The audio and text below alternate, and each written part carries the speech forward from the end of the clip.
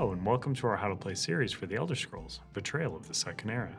Today we'll be diving into delves and delving into dungeons, and focusing on how these two conflict types are different from a standard clash. If you'd like to learn how to fight, how to build a character, or anything else about the game, I'd highly recommend checking out the other videos in this series. A delve is a type of battle that focuses on exploration. They're typically triggered as a quest step or as the result of a choice on an encounter card. Specifically, selecting an encounter choice with this icon on it will result in a delve battle. Delves can have all sorts of battle objectives, but will typically fall into either survey or uncover. Both of these objectives will require you to collect something called sky shards, which are fragments of ethereal magicka that fell to Nirn. In either case, you'll be trying to collect 3 sky shards by default, but certain encounters may call for you to collect more or less. To complete a survey battle objective, the party must fully explore the battle map by gaining all required sky shards. If your party is unable to collect the required amount of sky shards, the encounter has failed. The uncover objective is very similar to the survey objective. The objective is to collect all required sky shards, and failing to do so results in a failed encounter. Where the uncover objective is unique is that the party will gain 1 XP for each sky shard gained, in addition to the encounter's XP reward. For example, if the party completed this encounter, they would gain the 1 XP from successfully completing the encounter, plus 3 additional XP for the 3 sky shards collected. If the party chooses to retreat from a delve with the uncover objective before collecting the target number of sky shards, they will still fail the encounter. But even if the encounter was failed, the party will still gain 1 XP for each sky shard they were able to collect before the encounter was failed. Sometimes an encounter will just be a bit too scary for your party. If you're feeling unsure of your survival, your party may choose to retreat from any battle at the end of any round. Remember that the end of a round takes place after all enemies have taken their turns. If the party retreats, the encounter immediately ends. This can be helpful in avoiding full party defeats, but the encounter you retreated from is failed. The one exception to this is the uncover objective, which requires you to successfully retreat after collecting a specified number of sky shards. We'll get into sky shards and how to acquire them in a moment, but for now, we'll get our delve set up. Set your clash mat out of the way, as it will not be needed for this battle. Place the starting tile as far to the side of your play space as possible. Delves are expansive and will quickly fill up the play area, so try to plan ahead by giving yourself as much space as possible. Set the round counter die to 1. Rounds will play out normally, with players taking turns, then companions, then enemies. Make sure that you've completed setup before attempting to start a delve. This will instruct you on how to create your delve deck and neoprene delve tile piles. Make sure to have your enemy pool calculated, as it will come up often during a delve. To calculate your enemy pool, simply multiply the size of your party by the amount of XP that you have collected so far. For this example delve, let's say our 2-player party of Garvin and Darbin have accumulated a total of 6 XP. 2 players times 6 XP equals an enemy pool of 12. You won't be populating enemies or placing cash chips to start off. More on those in a moment. Choose the first player and give them the first player token. The first player deploys their adventurer to the entrance tile, and then the next player in clockwise order deploys. This continues until all adventurers and companions have deployed. Fighting and movement are fairly identical to a standard clash, so make sure that you're aware of how to tackle those types of encounters before beginning your first delve. This video is a great resource to learn a bit more about fighting and movement. Here are a few icons that you'll be encountering in delves. You should already be a bit familiar with this one. This represents a cache, and if it's present on a delve tile, you may be placing a cache chip on it. This threatening looking icon is where you'll be deploying enemies if a delve card calls for them. We'll be going into how to determine what is deployed in just a moment. This icon represents an explorable hex. These are how you'll be traversing through the delve and building out your map.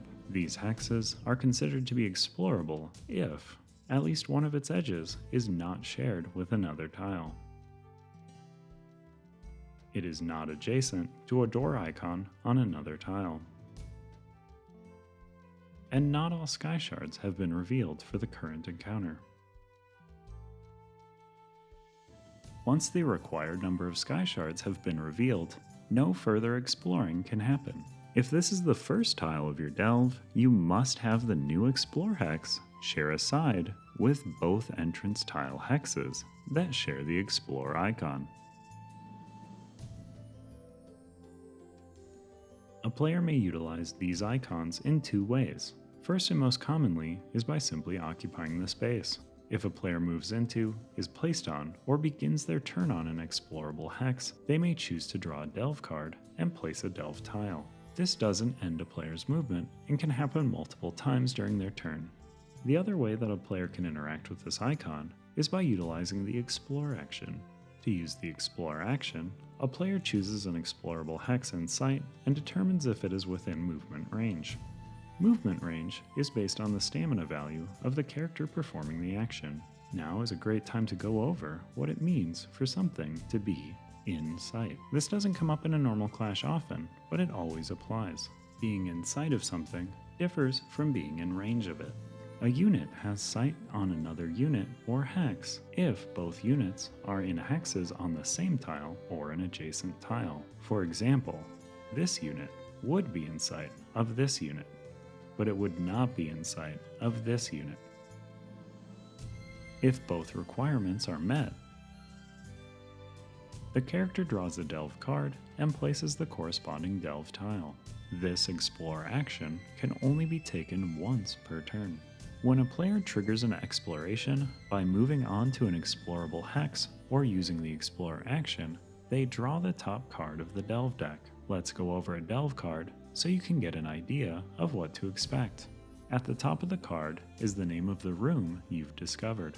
Each icon to the left of the card name indicates how many, if any, sky shards are present in the room. Cards with one or more sky shard icons are placed next to the tile they represent. When an adventurer moves onto the tile, they gain all sky shards there and resolve the blue text on the card matching the number of sky shards that the party has gained, including this one. This ability is resolved against the adventurer who moved onto the tile unless otherwise stated. Below the name of the room, you'll find the tile. Draw a tile of this shape from your tile pile and place it so that a single door hex is adjacent to the door hex that you are exploring from.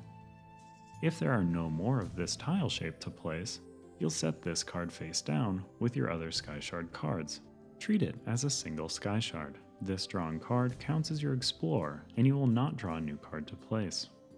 To the right of the tile shape, you'll find the challenge scale. This table shows what, if any, enemies will deploy on this tile. Deployed enemies are limited by the numbers on this table, the icons on the drawn tile, and your enemy pool. Here's a quick example. Let's say our party of Garvin and Darbin, with their enemy pool of 12, draw the Throne Room Delve card. First, they place the tile. Next, they deploy enemies. They consult the table to see what enemies to deploy.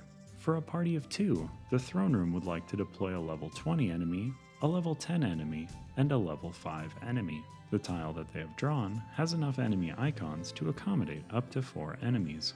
The party has an enemy pool of 12. They go to deploy the level 20 enemy, but since their enemy pool is 12, they can't. They instead deploy the next level below 20, but still within their enemy pool, a level 10 enemy.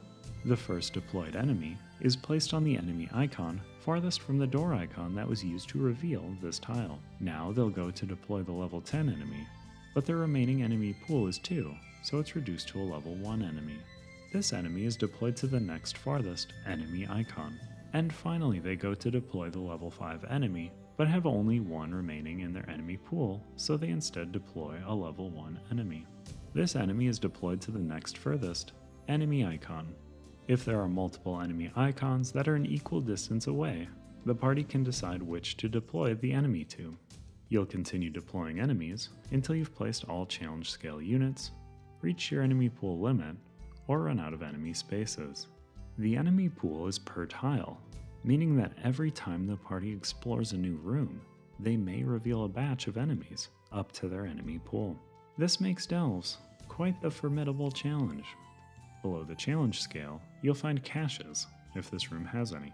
If there are icons here, you may place that many matching cache chips on your tile. provided that the tile has a designated hex for them. Legendary caches are placed before common caches, and placement rules are the same as enemies, where you begin placing them in the farthest hex and work your way towards the explored hex. Below the caches can be a variety of effects. First off is the When Revealed effect.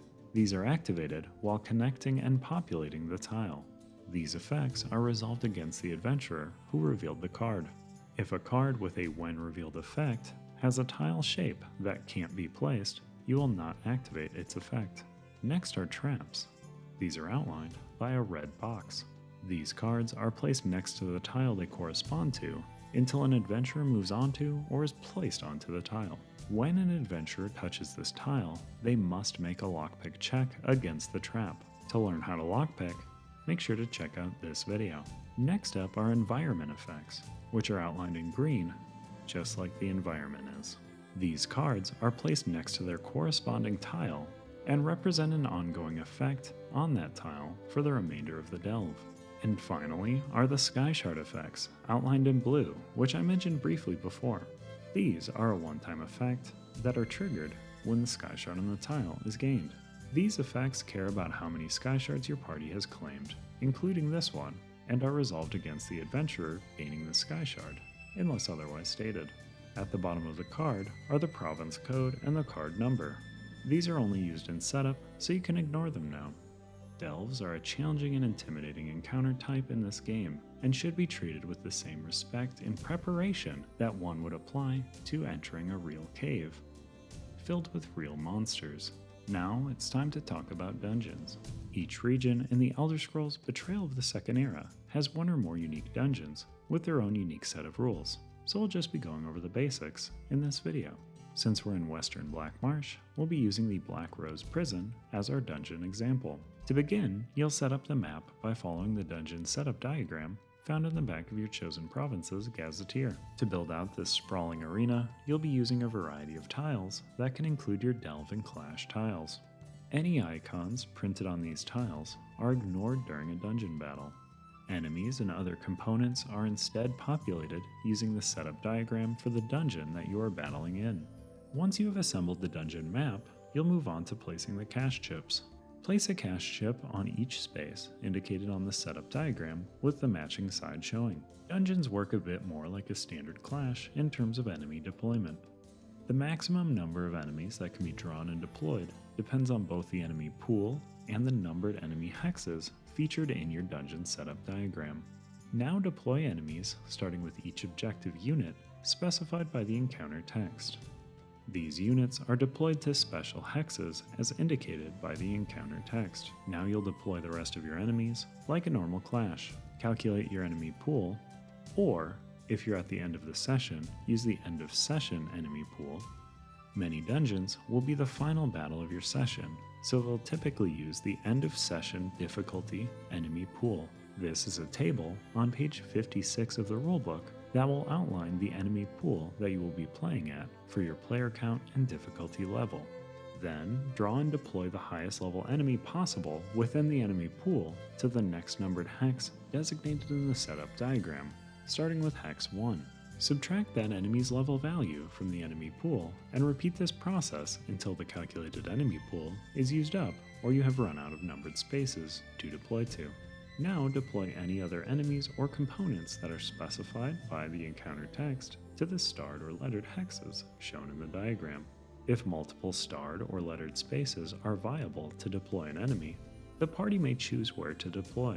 If you are asked to calculate another enemy pool for these hexes, you'll follow the same process and restrictions as you used to populate the numbered hexes. With dungeon setup complete, it's time to deploy adventurers and companions to the entrance tile and get started with the encounter. Make sure to thoroughly read the encounter and the dungeon rules if you have any further questions. I'll leave the dungeon-specific rules for you to discover, as they can vary greatly from region to region and from quest to quest. If you haven't already, make sure to check out the rest of the videos in this series if you'd like to learn how to fight, create a character, or anything else you can think of in the world of the Elder Scrolls Betrayal of the Second Era. This is the last video, so you should know everything you need to get adventuring. Hope you have a great time, and thanks again for watching.